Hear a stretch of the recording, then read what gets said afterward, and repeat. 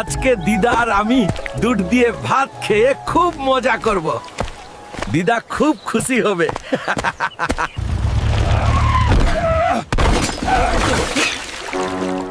অবাধ্য হালকো, আমি তোকে দুধ আনতে বললাম, দুধের হাঁড়ি কোথায়?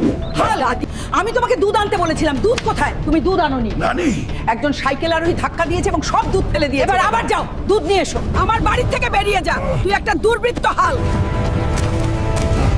আমাকে আজ আমার সম্মান বাঁচাতে হবে।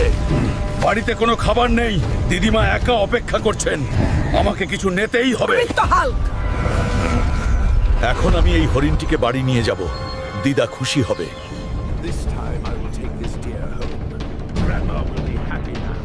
একটি বিশাল সোনালী হরিণ হাজির। হাল্কের সাথে ফিয়ার্স যুদ্ধ, তার গর্জনে জঙ্গল নীরব। এরপর হাল্ক হাসতে হাসতে